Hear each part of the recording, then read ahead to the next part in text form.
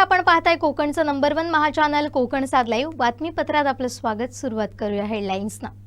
हेडलाइन्सचे प्रायोजक आहेत पारुल युनिव्हर्सिटी, यहाँ पॉसिबल है।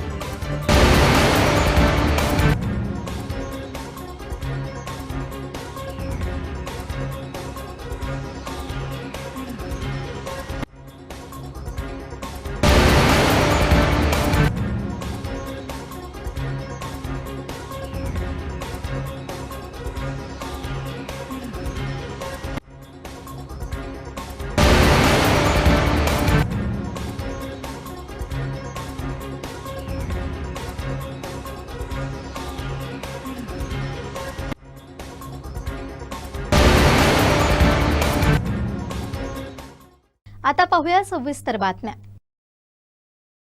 सिंधुदुर्गातील जिल्हा परिषदेचे रस्ते सुस्थितीत ठेवणाऱ्या जिल्हा परिषदेच्या प्रवेशद्वारावरच खड्ड्यांचं साम्राज्य पसरलंय। याचा आढावा घेतला आमचे मुख्यालय प्रतिनिधी लव माडेश्वर यांनी।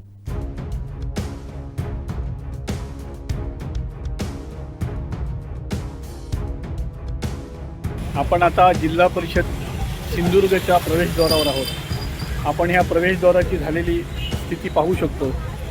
या ठिकाणी जाण्यासाठी जो रस्ता आहे तो रस्ता एवढा खड्डेमय झाला आहे की त्यामधून प्रवास करणंही अवघड झालेलं आहे। खरं म्हणजे या ठिकाणी जिल्हा परिषदेचे पदाधिकारी, जिल्हा परिषदेचे सर्व अधिकारी ह्याच रस्त्याचा वापर ये जा करण्यासाठी वापर करत असतात। मात्र ही खड्ड्याची स्थिती पाहिली असता जिल्हा परिषदेच्या माध्यमातून जिल्ह्यातील रस्ते, जिल्हा परिषदेचे असलेले रस्ते नीटनेटके करणं आणि व्यवस्थित सुविधा देणं असं जे सुरू असतं, त्या जिल्हा परिषदेच्या प्रवेशद्वारावर जी स्थिती असेल तर जिल्ह्याची स्थिती काय असेल असा प्रश्न सर्वसामान्य जनतेमधून उमटत आहे। लव माडेश्वर, कोकण सात लाईव्हसाठी सिंधुदुर्ग। सिंधुदुर्ग जिल्ह्यात समाधानकारक पाऊस झाल्याने शेतकऱ्यांमध्ये आनंदाचं वातावरण आहे। गेल्या 4 दिवसांपासून पावसाने काहीशी उसंत घेतल्याने भात लावणीची कामही अंतिम टप्प्यात पोहोचली आहे। बहुतांश शेतकऱ्यांनी लागवड पूर्ण केली आहे। याचा आढावा घेतलाय आमचे प्रतिनिधी उमेश बुचडे यांनी।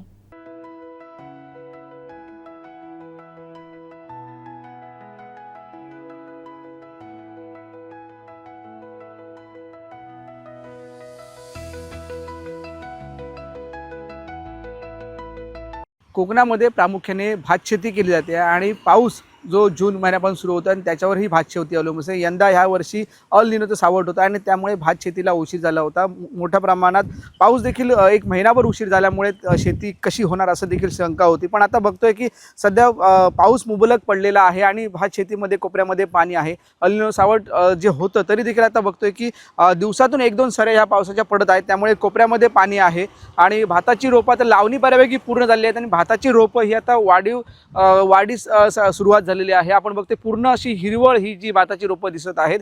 एकंदरीत सिंधुदुर्ग जिल्ह्यामध्ये प्रामुख्याने भात शेती मोठ्या प्रमाणात केली जाते आणि त्याच भात शेतीवर शेतकरी अवलंबून असतात। आता जो पाऊस आहे दिवसातून 1 ते 2-3 सरी पावसाचे येतात, त्यामुळे शेतकरी जो भाताला लागणारे पाणी आहे, भात शेतीला लागणारे पाणी उपलब्ध झाल्यामुळे शेतकरी आनंदित आहे। आणि एकंदरीत जर बघितलं तर हा जो मुबलक पाऊस झाला आहे त्यामुळे शेतकरी सुखावलेला आहे। असाच दिवसातून 1-2 सरी पावसाचे पडले तर भात शेतीला पाणी मिळेल, पण अल निनो सावट होतं तेच कुठेतरी सावट आता थोडंसं कमी झाल्यामुळे आता दिवसातून पाऊस पडत आहे। काही 15 दिवसापूर्वी मोठा पाऊस झाला आणि त्यामुळे मुबलक पाणी देखील धरणामध्ये आहे असं बोललं जात आहे। पण जर समजा पाऊस असाच सुरू राहिला तर पाणी सगळ्यांना उपलब्ध होईल आणि शेतकरी देखील सुखावेल असाच अंदाज व्यक्त केला जात आहे। कॅमेरामन साहिल बागवेसह उमेश बुचडे, कोकण सात लाईव्ह, कणकवली। देवगड तालुक्यातील फणसगाव इथं एकात्मिक बाल विकास सेवा योजना आणि आरोग्य विभागाच्या संयुक्त विद्यमानं जागतिक स्तनपान सप्ताह विविध जनजागृतीपर उपक्रमांनी उत्साहात साजरा करण्यात आला।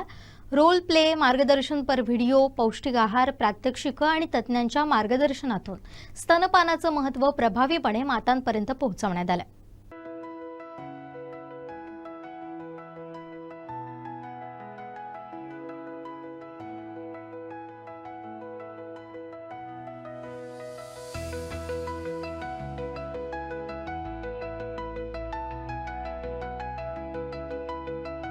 आता बाळ जेव्हा स्तनपान करत असणार आहे तेव्हा आईचा आणि बाळाचा संवाद होणं ही सुद्धा फार महत्त्वाची गोष्ट आहे।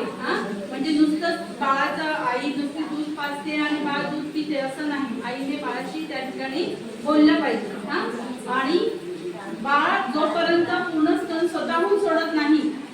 बाळाला स्तनपान हे केलंच पाहिजे आणि एक स्तन पूर्ण रिकामी झाल्याशिवाय दुसऱ्या स्तनाला आपल्याला लावायचं नाही। एका बाजूने स्तनपान पूर्ण झाल्यानंतर मग आईने दुसऱ्या बाजूला घ्यायचं आहे। स्तनपान पूर्ण झाल्यानंतर बाळाला काय करायचं, आडवं धरायचं का नाही, बाळाला आपण उभं धरायचं आणि वरून खालच्या बाजूने बाळाच्या पाठीवरनं हात फिरवायचा आहे। हा हात कुठपर्यंत फिरवायचा, जोपर्यंत बाळ ढेकळत येत नाही तोपर्यंत आपल्याला बाळाच्या पाठीवरनं हात फिरवत जायचा आहे। ठीक आहे। त्यामध्ये तुम्हा सर्वांचं सहकार्य म्हणजे अंगणवाडी सेविकांचं सहकार्य आवश्यक आहे। त्या पद्धतीने स्तनदा माता ज्या आहेत, गरोदर माता आहेत, त्यांचं पण सहकार्य आवश्यक आहे। देवगड पंचायत समिती उपसभापती अमोल लोके आणि सरपंच महेश तामणकर यांच्या हस्ते केक कापून ग्रामस्थ शाळेतील मुलांच्या उपस्थितीत साजरा करण्यात आला।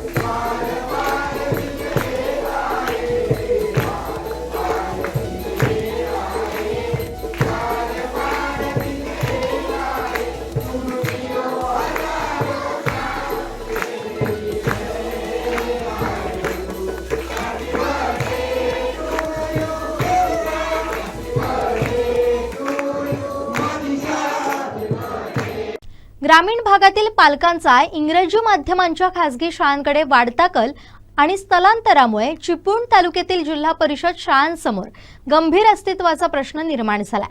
चालू शैक्षणिक वर्षात पहिलीच्या पटसंख्येत मोठी घट झाल्यामुळे प्रशासनाला तालुक्यातील तब्बल 6 जिल्हा परिषद शाळा बंद करण्याचा निर्णय घ्यावा लागला। या शाळांमधील विद्यार्थ्यांचे जवळील इतर शाळांमध्ये समायोजन केलं जातंय। शिक्षण विभागाच्या आकडेवारीनुसार 2025-26 या शैक्षणिक वर्षात तालुक्यातील जिल्हा परिषद शाळांमध्ये 7366 विद्यार्थी शिक्षण घेत होते। त्यापैकी इयत्ता पहिलीत 987 विद्यार्थ्यांनी प्रवेश घेतला होता। मात्र 2026-27 या शैक्षणिक वर्षात पहिलीतील प्रवेश संख्या 867 वर आली असून 120 विद्यार्थ्यांची घट झाली आहे। या घटत्या पटसंख्येमुळे अनेक शाळांमध्ये विद्यार्थी संख्या अत्यल्प झाली असून अखेर 6 शाळा बंद करण्याचा निर्णय घ्यावा लागला। यामध्ये मुंडेखोत, रावळगाव क्रमांक 2, ढाकमूळ चिंच, कोलकेवाडी जांभरारी, कुटरे खेर आणि कुटरे बौद्धवाडी येथील जिल्हा परिषद शाळांचा समावेश आहे। या शाळेतील विद्यार्थ्यांचं समायोजन जवळील आणि इतर शाळांमध्ये करण्यात येणार आहे।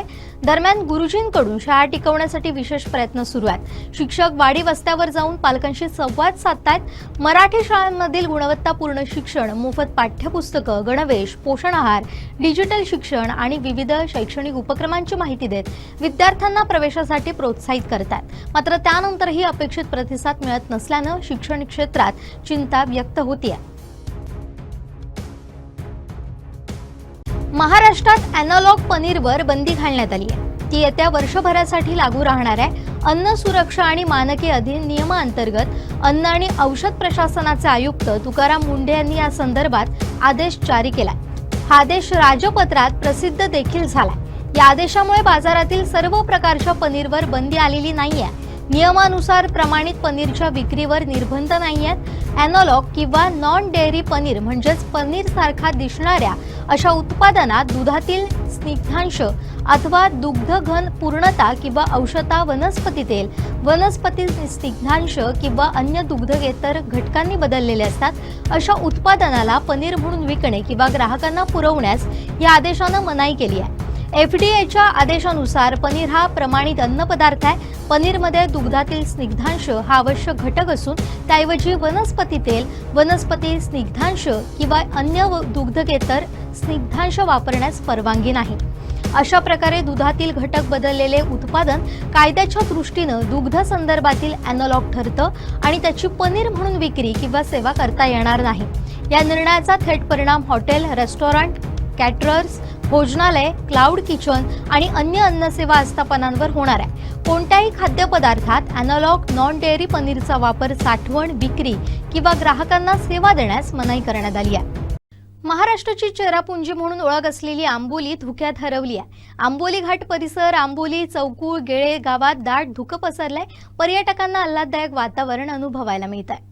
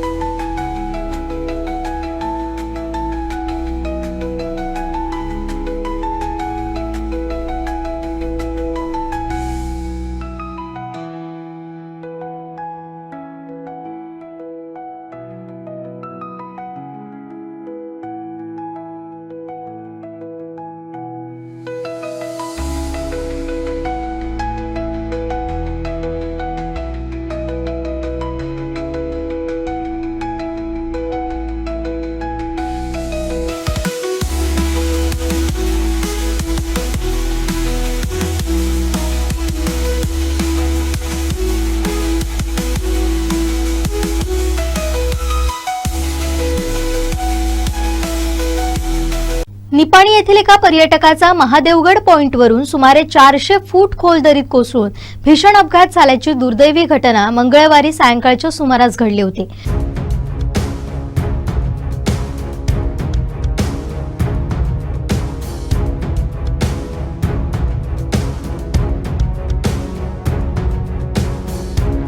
पंचेचाळीस वर्षीय बेळगाव निपाणी येथील डॉक्टर आयुब सय्यद असं दरीत कोसळलेल्या पर्यटकाचं नाव होतं. पहाटेपासून पुन्हा एकदा Sahyadri adventure rescue team Amboli सांगेलीकडून शोध मोहीम सुरू करण्यात आली आहे. यावेळी संबंधितांचा मृतदेह आढळून आला असून रेस्क्यू टीमच्या मदतीनं मृतदेह वर काढण्याची प्रक्रिया सुरू आहे. डॉक्टर आयुब सय्यद हे आपल्या 9 सहकाऱ्यांसोबत मंगळवारी सकाळी आंबोली इथं वर्षा पर्यटनासाठी आले होते.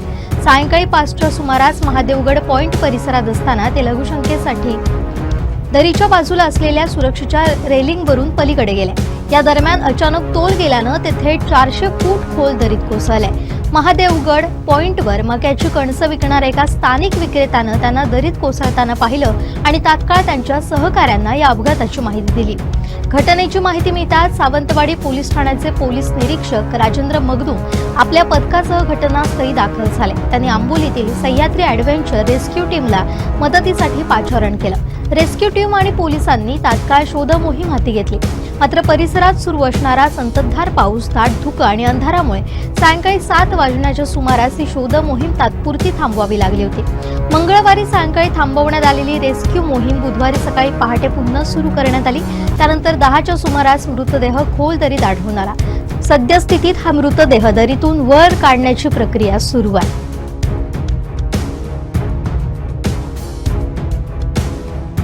आंबोली इथं वर्षा पर्यटनासाठी निपाणी येथून आलेल्या एका पर्यटकाचा महादेवगड पॉइंटवरून सुमारे 400 फूट खोल दरीत कोसळून भीषण अपघात झाला होता.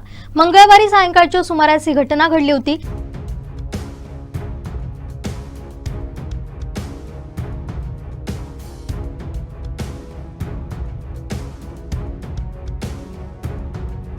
बेळगाव निपाणी येथील 45 वर्ष डॉक्टर आयुब सय्यद असं दरीत कोसळलेल्या पर्यटकाचं नाव होतं. पहाटेपासूनच शोध मोहीम सुरू करण्यात आली. सकाळी मृतदेह आढळून आला होता. दुपारच्या सुमारास खोल दरीतून हा मृतदेह बाहेर काढण्यात Sahyadri adventure rescue group Amboli सांगेलीला यश आलंय. मयत डॉक्टर आयुब सय्यद हे आपल्या 9 सहकाऱ्यांसोबत मंगळवारी आंबोली इथं वर्षा पर्यटनासाठी आले होते. सायंकाळी 5च्या सुमारास महादेवगड पॉइंट परिसरात असताना ते लघुशंकेसाठी दरीच्या बाजूला असलेल्या सुरक्षेच्या रेलिंगवरून पलीकडे गेले. या दरम्यान अचानक तोल गेल्यानं ते थेट 400 फूट खोल दरीत कोसळले. पॉइंटवर मक्याची कणसं विकणाऱ्या एका स्थानिक विक्रेत्यानं त्यांना दरीत कोसळताना पाहिलं आणि तात्काळ त्यांच्या सहकाऱ्यांना त्याची माहिती दिली. घटनेची माहिती मिळताच सावंतवाडी पोलीस ठाण्याचे पोलीस निरीक्षक राजेंद्र मगदूम घटनास्थळी दाखल झाले. आंबोली पोलीस संतोष गलोलेंसह पथक घटनास्थळी उपस्थित होतं. त्यांनी आंबोलीतील सह्याद्री ॲडव्हेंचर रेस्क्यू टीमला मदतीसाठी पाचारण केलं. रेस्क्यू टीम आणि पोलिसांनी तात्काळ शोध मोहीम हाती घेतली. मात्र परिसरात सुरू असणारा संततधार पाऊस, दाट धुकं आणि अंधारामुळे सायंकाळी 7 वाजण्याच्या सुमारास ही शोध मोहीम तात्पुरती थांबवावी लागली. संबंधित पर्यटक पारपूल इथं सिद्धेश्वर मंदिरापासून सुमारे 200 फूट पुढे असलेल्या जंगल भागात कोसळला असण्याची शक्यता होती.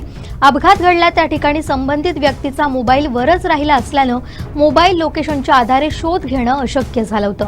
या प्रतिकूल परिस्थितीमुळे मंगळवारी सायंकाळी थांबवण्यात आलेली मोहीम बुधवारी पहाटे पुन्हा सुरू करण्यात आली. त्यानंतर 10च्या सुमारास मृतदेह खोल दरीत आढळून आला. दुपारी 12:30च्या सुमारास हा मृतदेह खोल दरीतून बाहेर काढण्यात रेस्क्यू टीमला यश आलं.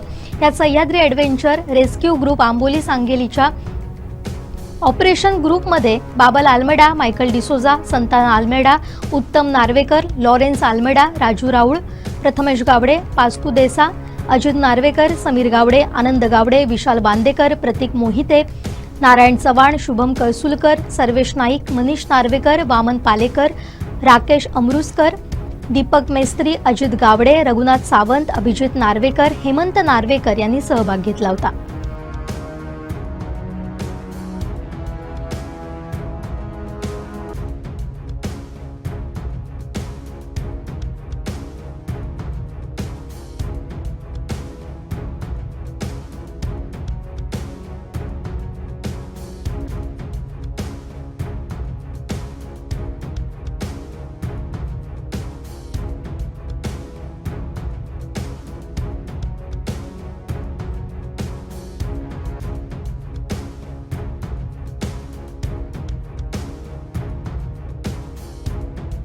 जिजाऊ शैक्षणिक आणि सामाजिक संस्थेचे संस्थापक अध्यक्ष निलेश भगवान सांबरे यांच्या पुढाकारातून कोकणातील विद्यार्थ्यांसाठी 50 लाख मोफत वह्यांचं वितरण अभियान राबवण्यात येत असून रायगड जिल्ह्यातील विविध शाळांमध्ये विद्यार्थ्यांना मोफत वह्यांचं वितरण करण्यात आलं.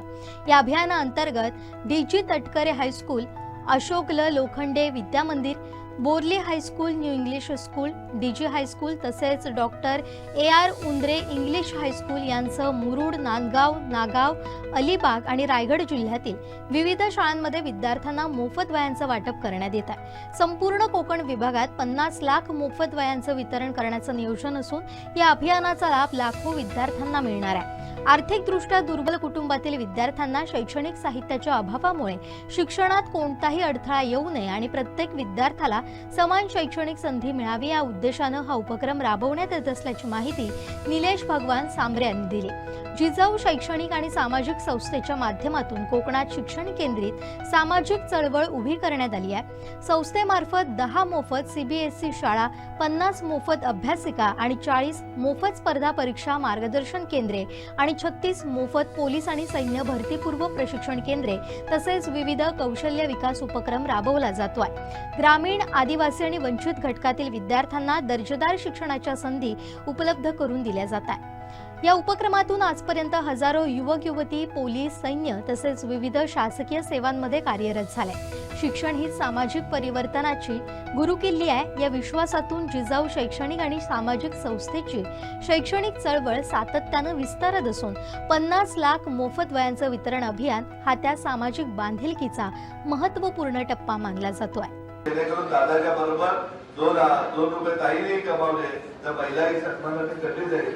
आपण बघतोय का खेड्यातल्या आमच्या आया असतात, ताया असतात, उद्या काय दुखलं तर नवऱ्याकडे पैसे आहेत की नाही म्हणून मागत नाही, मुलाकडे पैसे आहेत की नाही म्हणून मागत नाही, तर मागला तरी मुलगा अंगावर येतो, मग ती अशा वेळेस ती ताई अंगावर आजार करते, मग मोठा आजार वाढून त्या ताईचा मृत्यू होतो. या सगळ्या गोष्टी तुम्हाला आम्हाला सांभाळते. सरकारचं काम करते, पण आमची आणि तुमची ड्युटी आहे तर आपण आपल्या भागासाठी, आपल्या जिल्ह्यासाठी आपल्याला काम करायचं, आपल्या कोकणासाठी आपल्याला काम करायचं. स्वप्न तर खूप मोठी घेऊन आलो मी आपल्यापर्यंत, तर आपल्यातले कोण पंतप्रधान होईल का नाही मला माहिती नाही, पण पंतप्रधान कार्यालय चालवणारे मुलं मुली युपीएससीचे टॉपर होऊन या आपल्या भूमीतून जातील हे स्वप्न आपल्याला दाखवण्यासाठी आणि प्रत्यक्षात उतरवण्यासाठी आपल्या खांद्याला उभा राहायला मी तयार आहे. आपण या सुप्रीम कोर्टाचे मुख्य न्यायाधीश आपल्याला आपल्या या मातीतून गेले पाहिजे. प्रत्येक ठिकाणी आपल्याला आपला कोकणी माणूस जसा गाडी पुसताना दिसतो, जेवण करताना दिसते, लिफ्ट पण देतात, त्याप्रमाणे प्रशासनामध्ये मोठ्या पदावर आपल्याला आपली मुलं मुली दिसली पाहिजे. आणि त्यासाठी एक दिवस नाही तर आता ते शिक्षक सुद्धा नाही शकतोय का निवड ड्युटी म्हणून त्यांना जास्तीत जास्त वेळ आपल्याकडे जवळ मुलं असतात, मुलांची हिंमत वाढा. शेवटी ठळक घडामोडी पुन्हा एकदा. हेडलाइनचे प्रायोजक आहेत पारुल यूनिवर्सिटी. यहाँ पॉसिबल है.